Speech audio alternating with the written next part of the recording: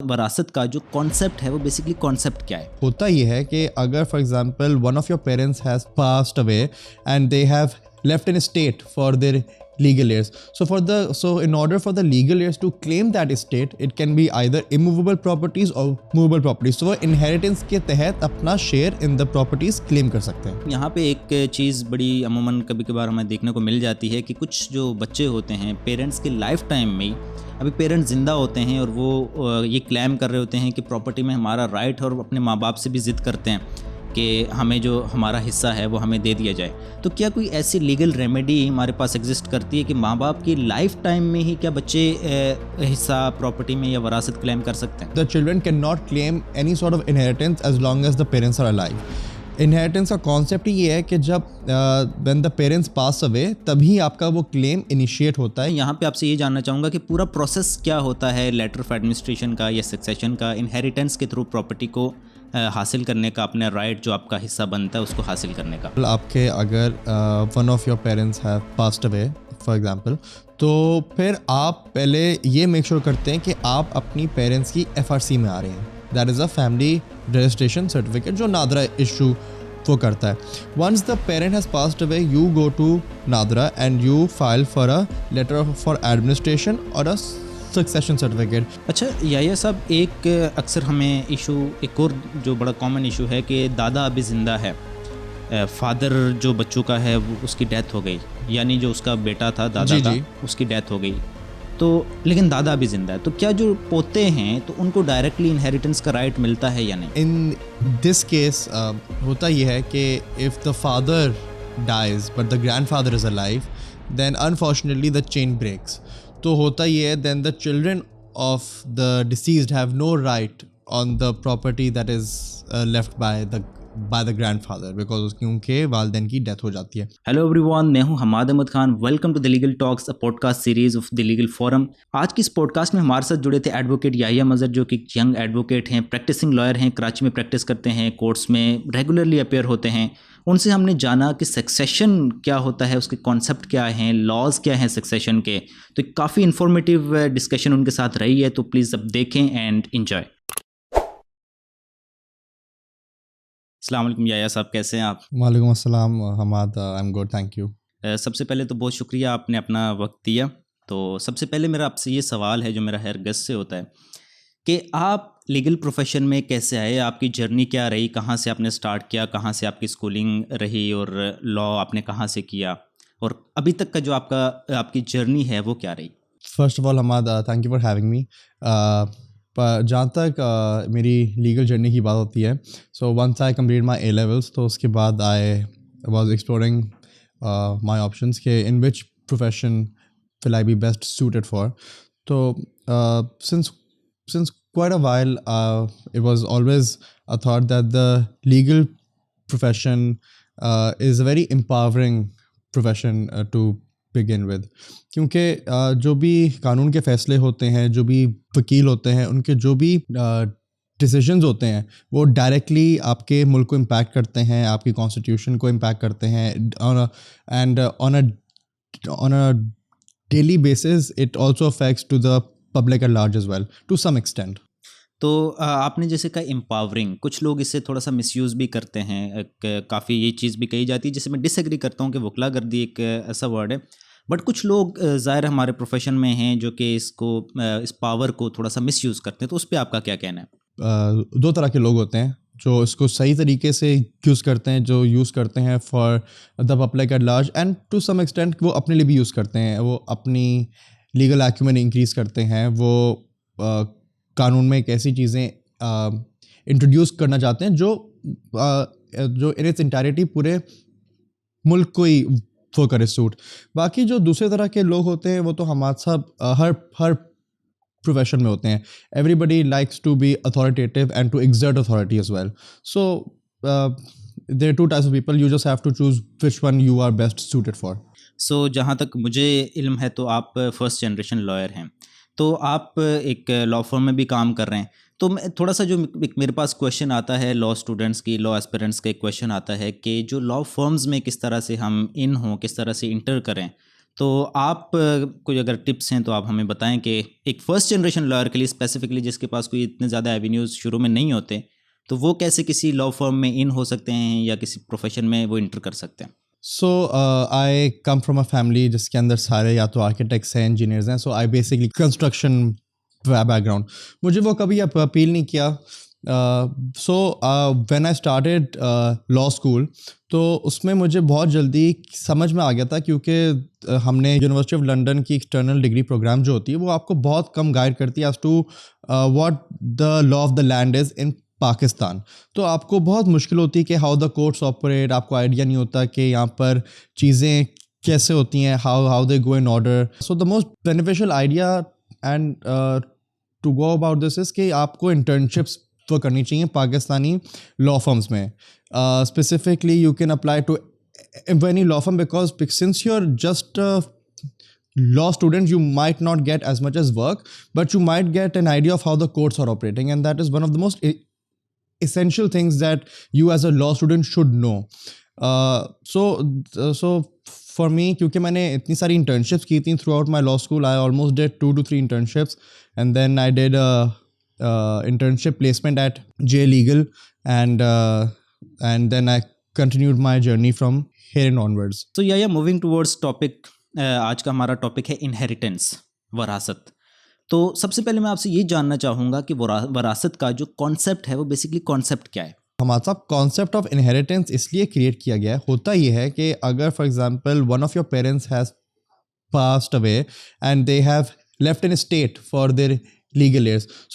So in order for the legal heirs to claim that estate, it can be either immovable properties or movable properties. So वो inheritance के तहत अपना share in the properties claim कर सकते हैं। अच्छा, यह सब यहाँ पे एक चीज़ बड़ी अमूमन कभी कभार हमें देखने को मिल जाती है कि कुछ जो बच्चे होते हैं पेरेंट्स के लाइफ टाइम में ही, अभी पेरेंट्स ज़िंदा होते हैं और वो ये क्लेम कर रहे होते हैं कि प्रॉपर्टी में हमारा राइट, और अपने माँ बाप से भी ज़िद करते हैं कि हमें जो हमारा हिस्सा है वो हमें दे दिया जाए। तो क्या कोई ऐसी लीगल रेमेडी हमारे पास एग्जिस्ट करती है कि माँ बाप की लाइफ टाइम में ही क्या बच्चे हिस्सा प्रॉपर्टी में या वरासत क्लेम कर सकते हैं?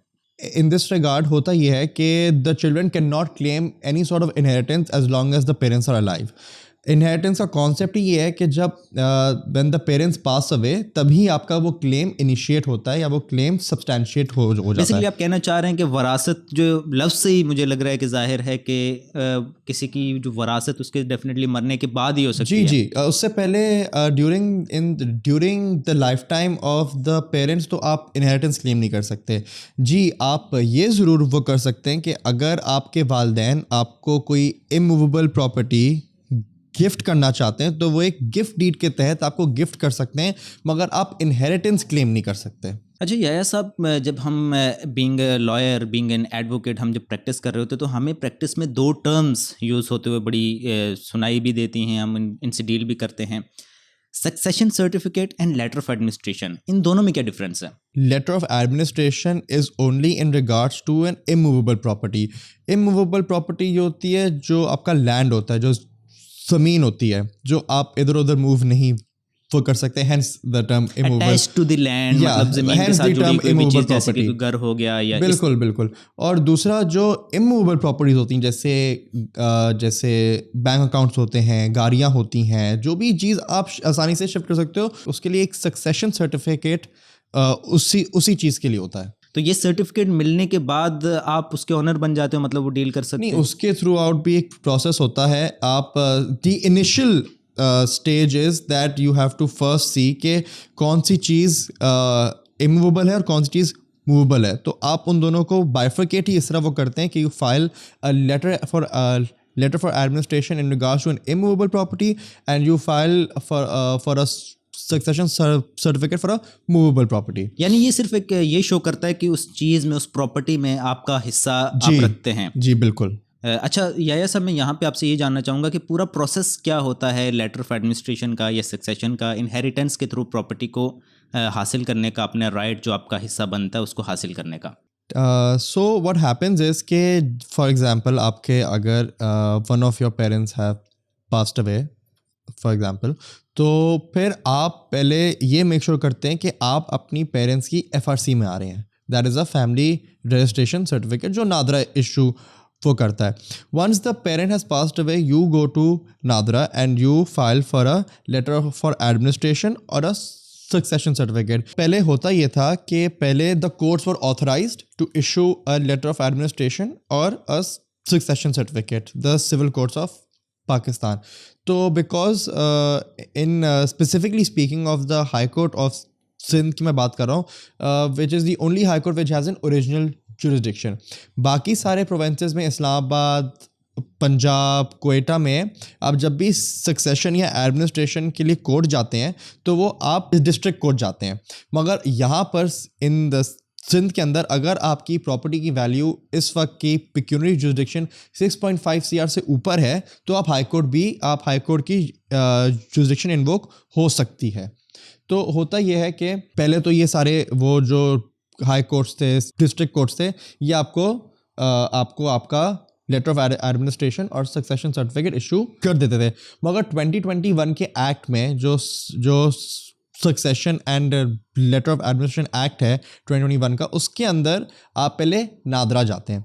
नादरा में आप जाते हैं और आपके सारे लीगलिस्ट जाते हैं. आप ये सर्टिफिकेट की एक एप्लीकेशन डालते हैं या फिर आप लेटर ऑफ एडमिनिस्ट्रेशन की एप्लीकेशन डालते हैं. वो एप्लीकेशन आप डालते हैं, फिर नादरा आपकी बायोमेट्रिक्स और वेरिफिकेशन की एक प्री रिक्विजिट डिमांड रखता है. तो आपके सारे लीगलिस्ट जाते हैं, वहाँ पर अंगूठा लगाते हैं और अपने सारे बायोमेट्रिक्स की फॉर्मेलिटी पूरी करते हैं. फिर आपके जितने भी प्रॉपर्टी के डॉक्यूमेंट्स होते हैं in regards to the property, जो भी लैंड होता है या जो भी कोई और भी अकाउंट है, तो वो आप नादरा में सबमिट करते हैं. उसकी पूरी एक क्लियरेंस होती है कि वो पूरे चेक करते हैं कि ये ऑथेंटिक है या नहीं.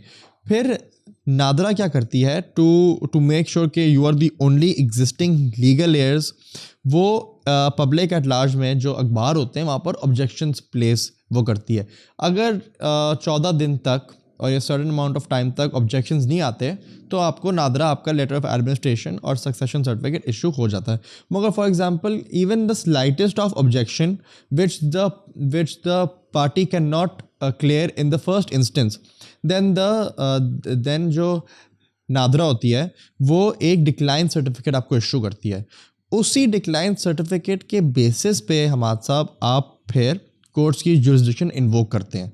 अच्छा सर, अगर कोई मिस रिप्रेजेंटेशन के थ्रू या कोई चीज़ मिस रिप्रेजेंट करके नादरा से जाके सक्सेशन लेने की कोशिश करता है, अपनी इनहेरिटेंस क्लेम करता है, तो किसी का राइट इन्फ्रिंज हो रहा है, तो उस बंदे के पास क्या रेमेडीज़ हैं, वो क्या कर सकता है? पहले तो हमारे साहब जो नादरा का प्रोसेस होता है वो बहुत एक स्ट्रिक्ट प्रोसेस होता है. They do not miss out anything, but in the unfortunate circumstances they do, and they do issue the certificate and then right of a legal heir is being infringed, then the matter is taken up in court. या सब ये बताइएगा कि वो कौन सी ऐसी conditions हैं जिनमें नादरा जो है वो डिक्लाइन लेटर जो है इशू करता है?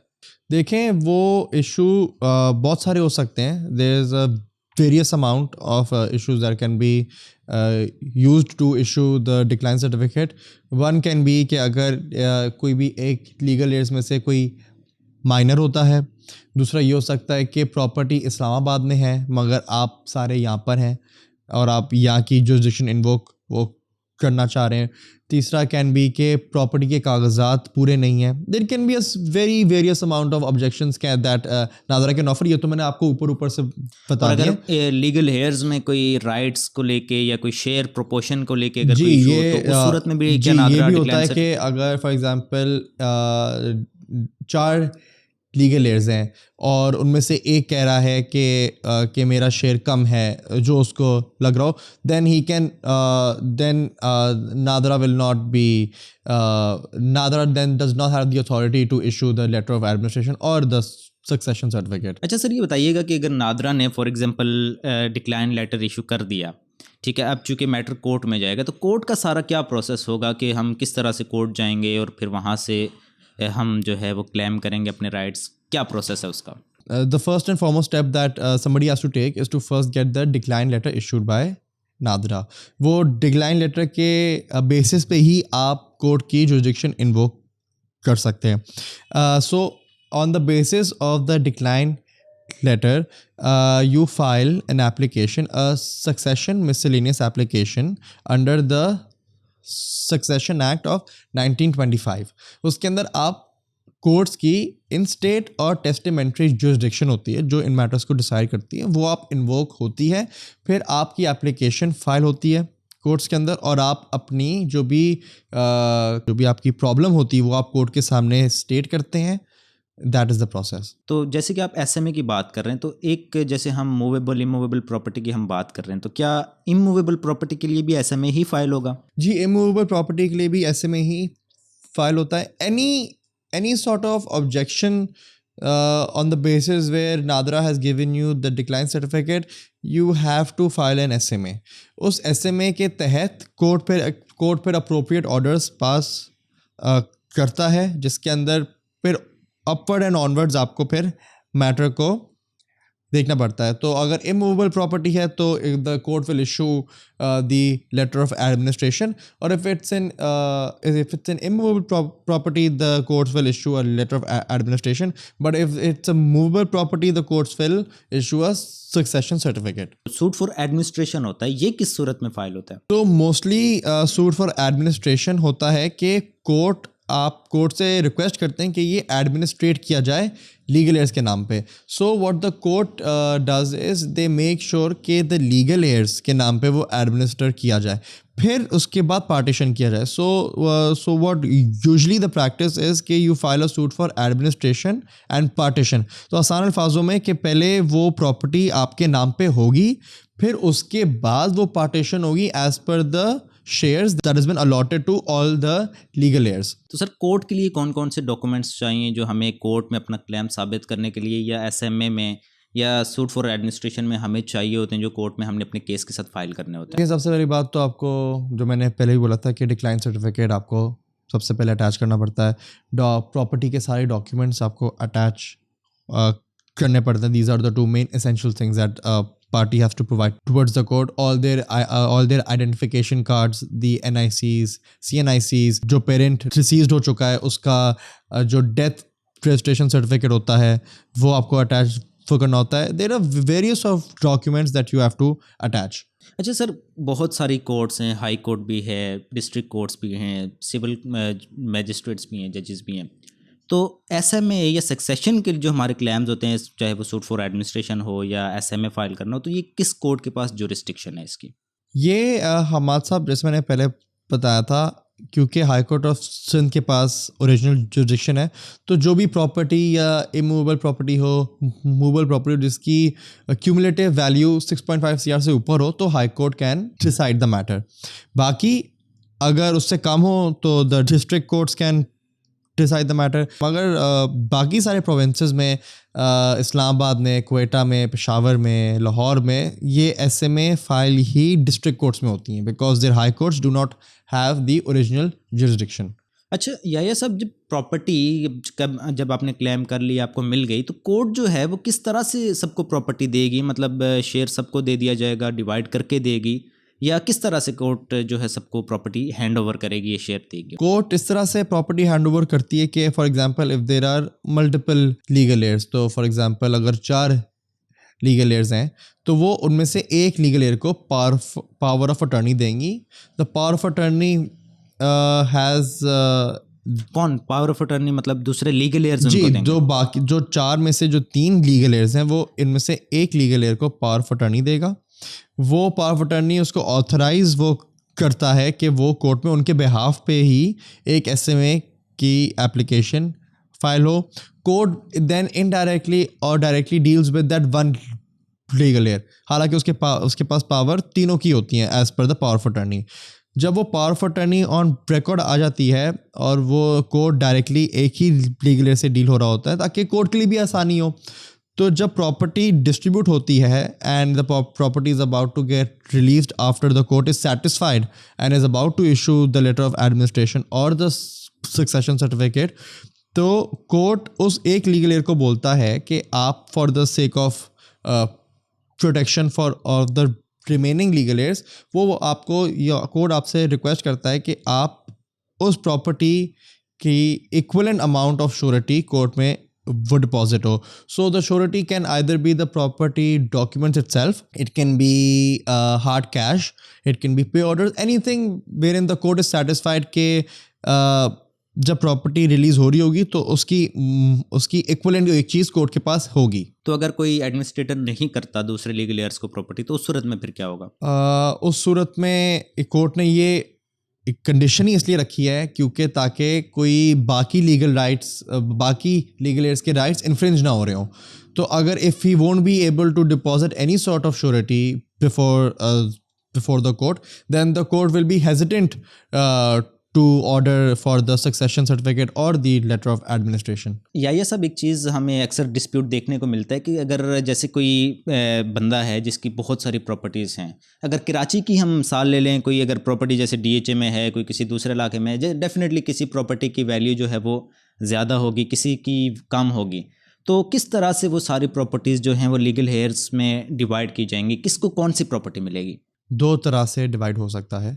कोर्ट अगर ये डिवाइड करना चाहे तो अगर for example they are multiple properties and the legal heirs will be entitled to all properties. तो अगर 4 प्रॉपर्टीज़ हैं तो हर लीगल एयर का हर प्रॉपर्टी में एक राइट होगा, एस्टैब्लिश्ड राइट होगा. अब वो राइट एज़ पर शरिया भी हो सकता है और वो right as per mutual consensus भी हो सकता है कि हर बंदे को इक्वल राइट मिलेगा. 33%, 33%, 33%. ठीक है. और अगर ज़्यादा है तो वो जो भी उसकी मैथ्स बनती है. और अगर शरिया है तो it can be the mother will get 1/8 of the property and the son will get twice the amount of the जो भी बेटी को शेयर दिया जाता है. तो जहाँ तक आपका सवाल है, to answer that every legal heir will have a right in each property. अगर वो प्रॉपर्टी डिवाइडेबल नहीं है तो उन सर्कमस्टांसेस में हमारे साथ होता ही है कि कोर्ट उसको अपने ऑन अकॉर्ड पे ऑक्शन कर देता है. जैसे ही वो प्रॉपर्टी ऑक्शन होती है और उसकी सेल प्रोसीड्स आती हैं तो then that is divided amongst the legal heirs themselves. और फॉर एग्जांपल कोई एक ही किसी के पास अगर घर है और वो छोटा सा घर है, वो ऐसी प्रॉपर्टी है कि वो डिवाइड हो ही नहीं सकती, तो उस सूरत में भी क्या कोर्ट उसे पहले डिवाइड करने की कोशिश करेगी या डायरेक्ट उसको ऑक्शन कर दिया जाएगा? It can be either of the two. If it is not dividable and the legal heirs cannot come to a concrete conclusion, then they have no other option but to get the property auction and to get the sale proceeds या जो भी उसकी amount उनको मिलेगी उसके तहत वो फिर डिस्ट्रीब्यूशन हो जाएगी. तो इसकी ऑक्शन का क्या प्रोसेस रहता है, किस तरह से ऑक्शन किया जाता है? तो ये ऑक्शन का प्रोसेस होता ये है कि अगर if it's not dividable then the court instructs the nazir of the court. Nazir of the court के पास वो प्रॉपर्टी होती है. So the auction happens from the court self. तो कोर्ट एक पब्लिक नोटिस निकालती है कि XYZ प्रॉपर्टी ऑक्शन हो रही है and anybody interested in the property can come and be a part of the auction. Once it is auctioned then the amount is deposited into the court and then eventually the amount is released and the legal heirs are given their proportionate amounts. मगर हमारे साथ होता अक्सर ये भी है कि for example legal heirs के बीच में कोई there are some issues between the legal heirs themselves. Then जिसके खिलाफ बाकी लीगल एयर्स आ रहे होते हैं, the court gives the right of purchase to that legal heir. If you can purchase the property and you can pay off the other legal heirs, then that is also fine. But if he's not been able to, then the court has no other option but to auction the property. अच्छा याया साहब, एक अक्सर हमें issue, एक और जो बड़ा common issue है कि दादा अभी ज़िंदा है, फादर जो बच्चों का है वो उसकी डेथ हो गई, यानी जो उसका बेटा था दादा का उसकी डेथ हो गई, तो लेकिन दादा अभी ज़िंदा है, तो क्या जो पोते हैं तो उनको डायरेक्टली इनहेरिटेंस का राइट मिलता है या नहीं? In this case होता ये है कि if the father dies but the grandfather is alive, then unfortunately the chain breaks. तो होता ये है, then the children of the deceased have no right on the property that is left by the by the grand father because क्योंकि वालदैन की death हो जाती है. मगर इन circumstances where the grandfather, even despite the fact the father of the children is no longer, the grandfather can gift the share of give the share to the legal heirs, and ताकि उनका right is protected. मतलब equivalent right उनको दे दिया जाए, but शरिया के हिसाब से, कानून के हिसाब से शरिया के उनका कोई लॉ नहीं मुताबिक है. और कानून के मुताबिक ये हो नहीं सकता, क्योंकि विरासत का कॉन्सेप्ट तभी इन्वोक होता है कि ताकि व्हेन समबडी पासेस अवे, सो यही होगा कि दादा अपने बेटे के बच्चों को प्रॉपर्टी तभी दे पाएगा अगर वो अपनी लाइफ टाइम में उनको गिफ्ट कर देता है.